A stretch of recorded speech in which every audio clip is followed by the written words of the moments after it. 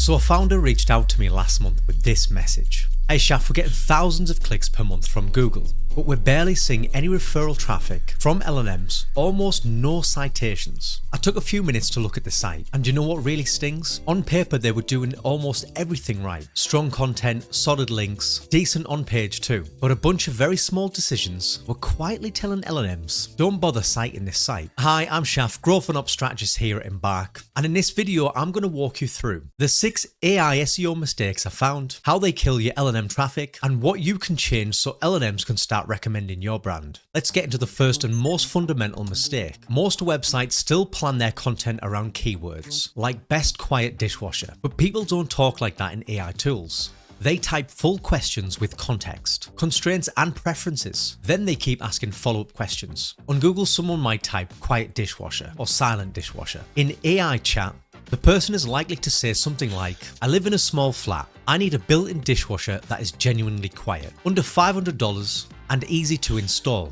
Which specific model would you pick and why? If your page is a traditional listicle that simply names 10 dishwashers, with vague pros and cons, the model has very little to work with. There is no clear primary recommendation, no decibel data, and no attempt to segment by budget or use case. The content technically matches the keyword, but it does not fully answer the question that the model is trying to deal with. So it looks everywhere else for a better source. A more AI-friendly page does 3 things. First, the page needs to actually contain what the title promises. If your page is best quiet dishwasher, you need to include quiet dishwashers. Sounds obvious, right? But you'll be surprised. Some pages actually include just what affiliate links they have, regardless if they're actually quiet or not. Your dishwashers need to genuinely be the quietest ones. Not just pretty quiet or quiet for the price, actually quiet. Secondly, you need to show the criteria that made this dishwasher the best. List out the specific attributes that you evaluated. Decibel range, price range, capacity range, even dimensions, but keep it scannable. For example, you can put it in a table or simple bullet points like this. This makes it easy for the AI to extract. And thirdly, don't stop at the main question. When someone asks for a quiet dishwasher for a small flat, they're not done. They'll have follow-ups. Is it worth it for renters? Is it good for studio apartments? Does it work with limited plumbing access? How does this compare to portable dishwashers? Your content needs to answer those too. So the big question is, how do you find out about these follow-ups? Use tools like Also Asked or Answer the Public. They show you the question clusters that people actually search. But here's what's even better. There are query fan-out tools out now. These tools let you see exactly how LLMs search. So when like ChatGPT or Perplexity processes a query, this shows you what secondary searches do they run. Now LLM searches are personalized and non-deterministic, so they're very different for everyone, but you can analyze the overall pattern, the classes of follow-up queries that they tend to make. The pattern could be things like, is it worth it for age group? Is it suitable for an apartment type? Does it work with, and then you can add your constraint there. When you optimize for these patterns, you're not just answering for one question, you're answering the entire conversation the user is having with the AI model. On to mistake number 2, making your content harder for the LLM to quote. Open one of your articles and scroll down. If it's mostly a big wall of text, a few headings and long paragraphs like this, LLMs will most likely skip you for a citation. And here's why. LLMs don't read a page like a human. They break it into chunks, by headings, by paragraphs, by sections. Then they scan and score those chunks, asking, is this about one clear idea? Is it clear and self-contained? Does it answer a specific question? If the chunk mixes several ideas, hides the main point in the middle, or even worse, just goes on forever, the model treats this as messy and moves on to another site. This is why chunking matters. LLMs need clean, self-contained blocks that they can lift into a citation quickly. First, you need to keep your sections short, readable, and around 200 to 400 words. Here's a perfect example for that. Then use a clear heading that describes the section like this. Finally, stick to one clear idea per section. If a section doesn't make sense on its own as a mini explanation, it's probably too messy for the LLM and it won't be included in the citation. On to mistake number 3, ignoring third-party authority and review ecosystems. You're probably still building traditional backlinks. For LLMs, that barely moves the needle. When an LLM searches for something, it does the same what Google does. It scans the entire web, but it doesn't cite everything equally. It has patterns. Certain types of sources get cited way more often, and the goal is to get into those sources. So how do you get into the shortlist? It's actually pretty straightforward. Open up ChatGPT or Perplexity. Search for whatever keyword you're targeting. Now look at the sources that it pulls from like this. Which websites keep showing up? Maybe it's G2, maybe it's Captura, maybe it's something industry specific, a review site you've never heard of. Whatever it is, that's your target. These are the sources that the AI trusts, and that's where you need to be too. Now to get on them, reach out to the site's editors. Tell them about your product and ask if you can be included in the next update. If it's a database, submit your listing. If it's a roundup article, pitch to them on why you belong there. This is what link building looks like for LLMs. You're not trying to get 1,000 random blogs to link back to you.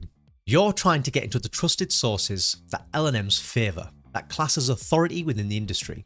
On to mistake number 4, burying the answer in fluff. AI tools want the fastest path to a concise answer. If your answer is hidden in a rambling intro filled with digital landscape fluff, you lose. Let's look at the query, best time to post on Instagram. A fluffy intro says, in today's dynamic landscape, mastering social media is key. And 100 words later, studies suggest weekdays are generally best.